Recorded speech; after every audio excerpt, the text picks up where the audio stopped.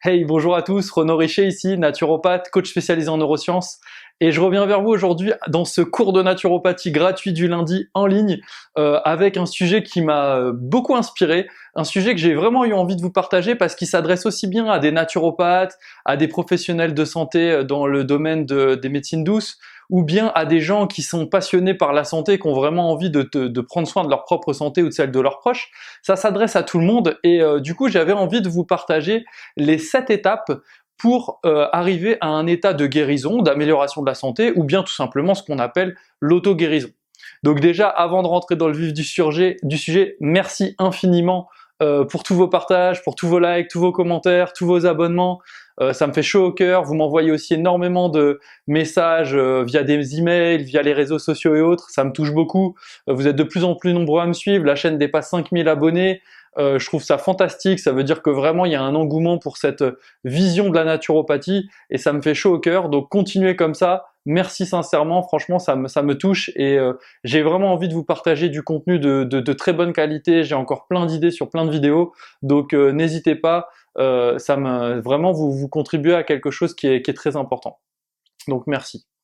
Donc la vidéo, aujourd'hui, les 7 clés, les 7 étapes, en fait, pour passer d'un état de je suis comme tout le monde et je vais mal et en fait finalement je ne progresse pas, voire même ça empire, hein, comme c'est le cas dans la plupart des problèmes chroniques, à un état finalement de je redeviens maître de ce qui se passe et surtout j'améliore ma santé, peu importe d'où je pars. Si je pars de pas très loin, tant mieux. Si je pars de très très loin et qu'on me dit bah en fait que je suis dans un cas où c'est foutu ou dans un cas où c'est incurable, j'en vois souvent, ça peut être aussi utile. Donc du coup, dans chaque étape, je vais tâcher de vous partager des choses aussi bien si vous êtes quelqu'un qui en a besoin pour lui-même, ou alors si vous êtes un praticien ou un naturopathe déjà diplômé ou en cours de formation, qui voudrait comprendre comment faire franchir cette étape finalement à ses consultants. Donc j'ai une citation que j'ai envie de vous partager qui pour moi résume énormément les choses, c'est une citation de Paul Claudel qui dit « Il y a une chose plus triste à perdre que la vie, c'est la raison de vivre ».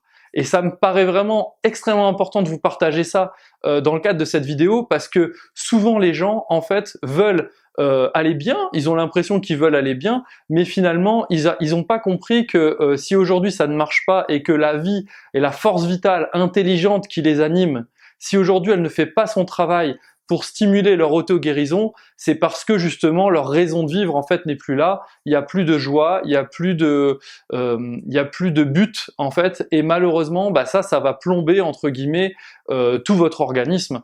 Je dis souvent que là-dedans c'est une équipe, hein, c'est comme une équipe dans le bâtiment, il faut qu'ils fassent bien leur boulot. Là-haut, ce que vous pensez et votre but en fait c'est le manager. Si vous êtes un mauvais manager et que vous êtes extrêmement négatif, il y a personne qui a envie d'aller bosser quoi. Concrètement, encore moins si vous nourrissez pas bien et si vous donnez pas les bonnes primes quoi. Donc on va avoir tout ça, on y va pour les 7 étapes. Donc la première étape pour moi à franchir, c'est que la personne dispose d'une volonté d'aller mieux, intrinsèque, hein, si possible il faut que ça soit auto-généré par elle-même, et surtout qu'elle ait aussi une volonté en même temps d'éradiquer un problème qu'elle a conscientisé. C'est-à-dire qu'on ne peut pas combattre un ennemi qu'on ne connaît pas, et aujourd'hui, la personne, bien souvent, elle est dans un état où ça ne va pas, mais elle ne sait pas ce qui ne va pas. Est-ce qu'elle a déjà mis sur papier ce qui lui pose problème? Ses symptômes? Est-ce qu'elle connaît sa maladie? Est-ce qu'elle est allée voir un médecin pour diagnostiquer sa maladie lorsqu'il y a une maladie? Ou alors est-ce qu'elle est allée se faire accompagner pour comprendre un petit peu ce qui lui arrive? Parce que parfois on a l'impression que les choses nous tombent dessus comme une avalanche, et malgré tout, il y a des mots à mettre dessus pour pouvoir déjà conscientiser le problème et à ce moment-là pouvoir dire « Ok, maintenant je sais ce qu'il faut que j'aille travailler ». C'est comme si vous aviez un objectif, finalement, vous savez pas où vous voulez aller, mais vous voulez y aller. Vous comprenez pas que la vie vous y emmène pas naturellement. Mais en fait, si vous savez pas où vous allez, vous pouvez pas mettre le GPS pour trouver le bon itinéraire. Vous n'allez nulle part, vous tournez en rond. Ben là, c'est exactement pareil. D'abord, avant même de penser à éradiquer un problème, il faut connaître le problème. Et avant même de se lancer dans des protocoles d'hygiène de vie, des cures de détox, des cures de revitalisation, comme j'entends tout le temps, où on y va tête baissée comme si c'était un automatisme, il faut déjà que la personne, on ait stimulé sa volonté d'aller mieux. Pour ça, moi, j'utilise des exercices de coaching que j'enseigne dans mon école, justement, Pranatena, pour justement aider les naturopathes à aller beaucoup plus loin que le seul conseil. Parce que conseiller quelqu'un, ça suffit pas lorsque on doit éveiller sa volonté, en fait, d'aller mieux. Il faut vraiment faire émerger d'elle-même cette envie d'aller mieux, et pour ça, il existe des techniques très intéressantes qui permettent de créer un différentiel émotionnel entre l'état où la personne est, ce qui pourrait advenir si elle ne résout pas la situation, et au contraire, la projeter sur l'idéal qu'elle pourrait obtenir. Ensuite, l'étape 2, c'est la prise de conscience que la personne est responsable à 100% des causes qui créent sa situation. Bien sûr, il peut y avoir des maladies dites accidentelles, des choses comme ça, ou orphelines, c'est vrai, mais dans la globalité, dans la majorité des cas, 99,9% des cas, on est responsable des causes des causes. Pour ça, il faut connaître les causes, et il faut connaître les causes des causes. Je dis souvent, ce que l'on voit et ce qu'on observe, ce sont des conséquences, éventuellement l'effet qui mène à cette conséquence, mais pour qu'il y ait un effet et une conséquence, il faut qu'il y ait une cause. C'est elle qui déclenche en fait les choses, et donc ça c'est le travail vraiment d'enquête du naturopathe, de la compréhension des mécanismes qui aboutissent à des conséquences, qui vont permettre vraiment d'aller chercher tout ça. C'est pourquoi je suis toujours très attentif à ce que les enseignements, par exemple, quand je donne les cours, ou même quand j'accompagne des personnes qui sont formées ailleurs et qui parfois galèrent à vivre de leur activité ou à retransmettre ce qu'ils ont appris, j'essaye d'être extrêmement attentif sur la compréhension des liens et des mécanismes entre les choses. C'est bien d'apprendre la phytothérapie, c'est bien d'apprendre l'anatomie, c'est bien d'apprendre ceci, d'apprendre cela, d'apprendre des protocoles, mais souvent il faut un ciment entre tout ça, et moi je suis très attentif à fournir ce ciment, bien plus que le contenu théorique autour du ciment, puisque c'est le ciment qui permet au naturopathe de faire son enquête et de déterminer les causes des causes, et donc de responsabiliser la personne sur le fait que c'est elle qui envenime ses causes et qui pourrait éteindre le robinet, tout simplement. Elle pourrait fermer le robinet et arrêter d'alimenter ses causes sans aucun problème. L'étape 3, c'est le fait que la personne trouve par elle-même des axes de guérison intuitifs. Alors, ça peut être totalement intuitif, et là, c'est vraiment intéressant lorsque la personne fait appel à son cœur, à son intuition, à ses tripes, et à vraiment ressentir en elle ce qui serait bon pour elle, parce que le naturopathe n'a pas la science infuse, il peut pas savoir toutes les données de l'univers à l'instant T et des multivers, encore moins. Donc, il y a des paramètres qu'on ne pourra jamais maîtriser, et seule la personne, en allant connecter à une force plus grande qu'elle à l'intérieur d'elle, pourra savoir en fait ce qui sera vraiment bénéfique pour elle en termes de guérison. Donc vraiment j'insiste là-dessus, parce que souvent on va se lancer tête baissée en essayant de dire à la personne ce qu'il faut faire. Nous ne sommes pas son gourou. La personne sait en elle-même ce qui est bon pour elle. Vous interrogez quelqu'un qui doit arrêter de fumer. Cette personne, elle sait en elle ce qu'il faut faire pour arrêter de fumer. La personne qui est malade, il faut l'aider à faire émerger ce qui, selon elle, dans son intuition, dans son inconscient également, finalement sont des facteurs qui peuvent aggraver ou maintenir sa maladie. Et bien sûr, alors ce qui est très intéressant, c'est d'utiliser des exercices, à nouveau on va utiliser des exercices de coaching, des exercices de neurosciences, des exercices sur la façon dont se construit l'inconscient au fur et à mesure du temps. J'ai tout un tas de modules de cours dans mon école par rapport à ça, pour aider les élèves à comprendre ce qui se passe, de façon à ce que la personne puisse vraiment faire émerger ces informations intuitives et inconscientes et se mettre en action vers sa propre guérison. Nous, notre travail, ça va être d'ajuster les facteurs en rapport avec ces axes de guérison, et si vraiment la personne passe à côté de quelque chose qui est flagrant, qui est un énorme problème, je veux dire, si la personne est dans une obésité morbide et que dans ses axes de guérison intuitifs, il n'y a rien sur l'alimentation, rien sur l'activité physique, il est évident qu'à un moment donné, il va falloir lui en parler. Pour ça, j'enseigne aux élèves en fait des techniques d'induction au travers d'un échange en questiologie. On va utiliser des questions et on va être en mesure de préinduire à la personne des choses pour que elle pense que ça émerge d'elle-même. Certains y verront de la manipulation, d'autres y verront simplement que, en tout cas c'est de cela que je fais partie, la personne ne peut pas trouver une solution intuitive alors même qu'elle n'a pas la moindre connaissance que cette solution existe quelque part. C'est relativement difficile. Si vous ne savez pas du tout que l'alimentation joue un rôle sur votre santé, évidemment, vous n'allez jamais citer ce paramètre-là comme un axe de guérison. Pour autant, le jour où on vous le suggère intelligemment et qu'ensuite on vous demande de faire émerger par l'intuitif et l'inconscient, certainement que ça émergera, et donc ça permettra d'éviter, d'oublier finalement des facteurs extrêmement aggravants qu'il aurait fallu remédier et ajuster impérativement. Étape 4, identifier les bénéfices secondaires, identifier les patterns d'auto-sabotage et identifier les croyances limitantes. Vous l'aurez compris, on n'en est même pas à conseiller l'hygiène de vie, on n'a même pas conseillé d'alimentation, on conseille aucun produit, on conseille pas de gémothérapie, pas d'aromathérapie, on conseille rien pour le moment. Pour le moment, ce qu'on veut comprendre, ce sont les bénéfices secondaires qu'a la personne, c'est-à-dire les avantages qu'a la personne à ne pas guérir. On a tous des bénéfices secondaires. Je me souviens du cas d'une mamie de plus de 90 ans qui me disait aller mal et sur un salon à l'issue d'une de mes conférences et à qui je disais « Ok, mais quel est votre intérêt aujourd'hui à ne pas guérir ?» Et elle me dit « Mais j'ai aucun intérêt, ça fait 20 ans que je veux guérir, mon mari veut que je guérisse, tout le monde veut que je guérisse, mon médecin ne sait plus quoi faire, moi je veux guérir. » Je dis « Prenez 2 minutes.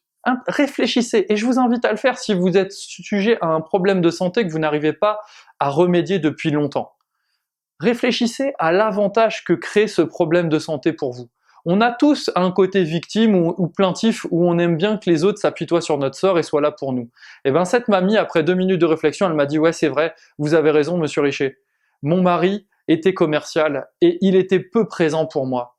Depuis qu'on est à la retraite, il était très occupé à son jardin, à ses activités, etc., associatives, à ses amis, à aller discuter avec les voisins, etc. Et finalement, moi j'étais à la cuisine, j'étais à faire mon ménage, j'étais plutôt à l'intérieur et on échangeait peu. Depuis que j'ai ma maladie, en fait, mon mari est aux petits soins avec moi et effectivement, j'ai peur qu'en guérissant, à nouveau, il y ait une scission qui se fasse entre nous. » Donc ça, ces bénéfices secondaires, il est impératif de les identifier. Vous devez absolument réussir à les démanteler avec l'accord de la personne. Et pour ça, il faut apprendre, tout simplement. Donc on est bien au-delà de l'alimentation et des conseils d'hygiène de vie. Il y a tout un travail pour aller démanteler des bénéfices secondaires. Et surtout, ces bénéfices secondaires, pour que la personne puisse comprendre qu'en fait, elle est maître d'obtenir aussi bien que cet avantage secondaire, cet avantage à être malade, elle peut obtenir aussi bien en allant très bien et en étant totalement guérie. Ensuite, il y a les patterns d'autosabotage. Les patterns d'autosabotage, ce sont des schémas inconscients automatiques que les personnes développent en fait au fur et à mesure du temps vis-à-vis de situations où ils ont eu des émotions qui ont été très dures, souvent négatives, et donc pour s'en sortir, ils ont développé des schémas. Le problème en fait, c'est que souvent ça va être extrêmement délicat parce que dès qu'on va demander des ajustements d'hygiène de vie, il va falloir de la fréquence, il va falloir de la récurrence, il va falloir du sérieux, il va pas falloir faire des exceptions à l'alimentation à tous les repas, quoi, grosso modo, etc. Et donc au niveau de ces patterns, si la personne ne les résout pas et vous ne les identifiez pas, vous ne l'aidez pas à les faire sauter, malheureusement, elle va se retrouver en fait avec en permanence des schémas qui reviennent et ça va la faire abandonner. Enfin, il y a les croyances limitantes, c'est-à-dire que la personne a en elle un dialogue intérieur inconscient, très profond, qui parfois n'émerge pas, c'est-à-dire que c'est jamais des phrases qui vont verbaliser frontalement, mais en allant travailler, en apprenant ça, on va aller dénicher ces croyances limitantes profondes, des croyances racines extrêmement virulentes, très très limitantes, et ces croyances-là, en fait, malheureusement, elles vont aussi freiner la capacité de la personne à développer ses nouvelles habitudes, à développer sa nouvelle vie en fait, et à devenir une personne qui œuvre à sa guérison plutôt que d'œuvrer en fait à l'entrave de ces processus naturels d'auto-guérison. Étape 5, ajuster l'hygiène de vie. Et bien sûr, on peut préconiser des produits. On travaillera toujours d'abord sur l'hygiène de vie et la cerise sur le gâteau, quelques produits si nécessaire, un ou plusieurs produits naturels, vraiment pour aller peaufiner et générer un résultat plus rapide. Pourquoi on fait ça? On fait ça notamment en partie pour le point numéro 6, l'étape 6, la stimulation de la motivation. Les produits, ça permet d'accélérer le résultat et ça permet de contrebalancer peut-être des erreurs d'hygiène de vie qui datent depuis des années, des schémas automatiques qui se sont installés, des habitudes, des petits péchés mignons, des trucs comme ça, d'aller compenser tout ça. Je pense notamment lorsque une personne, par exemple, n'a pas mangé de produits contenant des oméga 3 depuis longtemps, évidemment, si on se contente de rétablir l'alimentation, elle verra difficilement des résultats sur sa mémoire rapide. Par contre, si elle prend des produits très puissants, si ça vous intéresse, je pense aux oméga 3, mais vous pouvez regarder dans la description sous la vidéo, je vous mettrai le lien vers un produit très puissant en oméga 3, juste pour vous faire une idée, en fait, et ça, si vous voulez, bien sûr, ça va la motiver. Pourquoi? Parce qu'elle aura un résultat plus rapide en ayant fait finalement pas beaucoup plus d'efforts. Donc il est très important de stimuler sa motivation. Et souvent les naturopathes oublient cette partie. Une fois qu'ils ont fait leur conseil d'hygiène de vie, qu'ils ont donné des produits, ils oublient en fait que leur rôle c'est que la personne exécute ça dans la continuité. Et la continuité, c'est pas juste je claque des doigts, j'ai le bon conseil et ça y est, la personne va faire ça pendant des années. Non. Et pour ça, il faut stimuler la motivation, et stimuler la motivation, c'est quelque chose qui s'apprend. On a tout un processus en fait au niveau de l'école pour apprendre à mettre l'individu en motivation, en plus des conseils d'hygiène de vie, apprendre aussi à tout ce qui va entraver sa motivation, notamment au niveau de son environnement, etc., etc. On va travailler sur tout ça. Et bien sûr, stimuler sa motivation tout en maintenant la tension avec lui et l'échange avec lui pour une application dans la durée. Si ça vous intéresse d'avoir d'ailleurs des informations complémentaires sur comment faire sauter un pattern d'auto-sabotage, bien sûr je pourrais pas vous faire un cours comme je le fais dans mon école, mais je pourrais peut-être vous partager en fait des petites astuces qui vous permettront de le faire dès maintenant, n'hésitez pas à me le dire. Également sur la partie mise en motivation ou application dans la durée, produits, hygiène de vie, etc. Vraiment n'hésitez pas. Étape 7, on va libérer la personne au niveau émotionnel, au niveau des traumas passés, et surtout on va travailler sur sa gestion des blocages. C'est seulement lorsqu'elle a commencé à faire tout ce qu'il fallait en ayant supprimé une grande partie de ce qui allait l'empêcher de se mettre en œuvre, elle se met en œuvre, elle applique, on la stimule, on essaye d'appliquer dans la durée, mais le problème d'appliquer dans la durée, si vous avez déjà fait du sport, vous l'aurez tous remarqué, c'est que l'application dans la durée, ça fait mal, ça devient monotone, ça devient problématique. Les gens autour de nous disent « mais tu vois, t'as pas tant de résultats que ça », donc viennent en fait nous choquer émotionnellement. Font appel en fait à des traumas passés. Souvent on a des schémas automatiques qui sont très puissants à cause des traumatismes passés. On a des blocages qui montent, ah c'est dur, ça me fait mal, ah ouais mais cette alimentation, j'ai lu quelque part que ceci, que cela. On a plein de choses qui viennent qui sont des mécanismes automatiques parce qu'on veut pas que ça soit différent d'hier. N'oubliez pas, s'il y a une personne que vous devez en permanence combattre et vous comparer, c'est qui vous étiez hier. Et pour aujourd'hui, travailler pour devenir une meilleure version de vous-même. Vous ne devez pas vous comparer à quelqu'un d'autre, vous devez vous comparer à personne d'autre que vous-même qui était hier. Le problème, c'est que vous avez un mental qui, lui, est très content que vous fassiez comme hier. Aujourd'hui, vous êtes en vie. Il considère qu'en faisant comme hier, vous serez en vie aujourd'hui. Vous êtes en vie aujourd'hui. Donc, en faisant aujourd'hui comme hier, vous serez en vie demain. C'est son calcul qui est très simple. Hein, c'est la survie, lui ça lui va, il se contrefout que vous vous épanouissiez. Un peu comme vos parents ou comme vos proches. Souvent, ils veulent votre sécurité. Votre mental, c'est pareil, il veut votre sécurité. Il en a rien à foutre que vous soyez épanoui. Donc, il faut absolument travailler sur la levée de vos blocages, la libération émotionnelle, les traumas. Et donc, pour nos élèves, il est évident qu'on va utiliser des outils. Il y a plusieurs modules complets dans l'école de travail sur la libération émotionnelle. Parce que si vous avez en permanence des schémas répétitifs liés à des traumas passés, vous allez tout le temps abandonner, vous allez tout le temps rejeter la faute sur les autres, vous allez tout le temps lâcher au moment où ça commencerait à payer. Idem sur les blocages, on commence à mettre en œuvre et puis on a une petite phase où on est moins motivé. Si la personne qui est en face de nous et qui nous accompagne n'est pas capable de travailler sur ces blocages et se contente de nous dire « Oh, c'est pas bien, c'est important, hein, il faut quand même continuer, pensez à votre perte de poids, pensez à tout ça », ça suffit pas. Il faut utiliser des outils professionnels et pour ça, on peut utiliser un truc tout simple. Vous pouvez utiliser l'EFT. Vous avez plein de vidéos très intéressantes sur Internet. Vous pouvez tout simplement aussi travailler avec des outils de neurosciences, comme j'aime le faire, où on va décortiquer les émotions vis-à-vis des phrases qu'on se raconte dans notre tête. C'est-à-dire au-delà de ressentir des choses et de dire « j'ai de la tristesse, j'ai de la solitude, j'ai de la haine, j'ai de la colère, j'ai de la joie, j'ai tout ça », on va décomposer les sentiments qui sont pas vraiment des émotions. On va décomposer tout ça aussi au niveau des phrases qu'on se raconte dans sa tête. Donc ça, vous pouvez le faire dès maintenant. C'est très très très important. Pourquoi toutes ces étapes? Parce qu'une fois que vous avez conseillé l'ajustement de l'hygiène de vie, par exemple si vous conseillez vos proches ou si vous êtes praticien, si vous les stimulez pas à la motivation, il va rien se passer, vous allez avoir un effet soufflé. Vous allez faire un beau gâteau, il va gonfler et puis tout, il va redescendre. Et idem, si vous ne travaillez pas sur les blocages, en fait, au moindre blocage, boum, la personne arrête. C'est ce qui se passe chaque fois que la personne essaye effectivement d'arrêter de fumer, à chaque fois que la personne essaye de maintenir un nouveau régime alimentaire, la personne essaye de mettre en place une activité physique, essaye de mettre en place des rituels de gratitude, des rituels de gestion des pensées positives, etc., etc. Les blocages, ça va être fatal. Donc pour moi, c'est extrêmement important parce que c'est par ces étapes-là qu'on va obtenir finalement un développement tranquillement de la pensée qui soit à nouveau favorable, qui soit recte, qui soit favorable à notre santé, qui soit aligné avec qui on a besoin d'être aujourd'hui pour aller bien et s'auto-gérer, s'auto-guérir, pour arrêter en fait d'interférer sur ce programme parfait qui est la force vitale intelligente qui nous anime, qui maintient notre homéostasie et qui est capable de nous épurer et de nous régénérer au quotidien.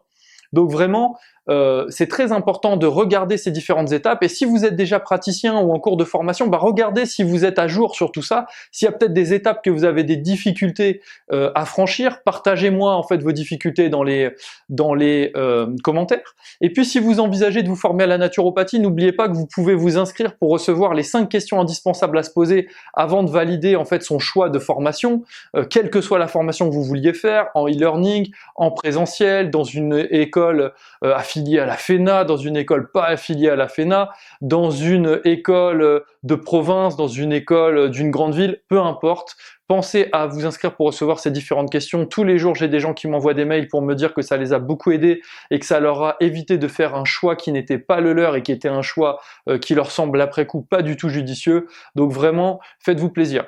J'espère que cette vidéo vous aura plu, ça m'a fait vraiment hyper plaisir de partager avec vous ce nouveau cours de naturopathie gratuit en ligne. Je sais qu'il est peut-être un petit peu contre-intuitif et étonnant pour quelque chose où la naturopathie est souvent associée aux produits naturels et à l'alimentation principalement.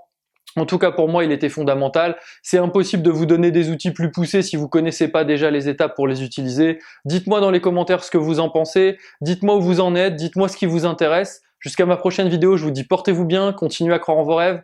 Merci sincèrement de me suivre et d'être en train de parcourir ces différentes étapes. Et à très vite les amis.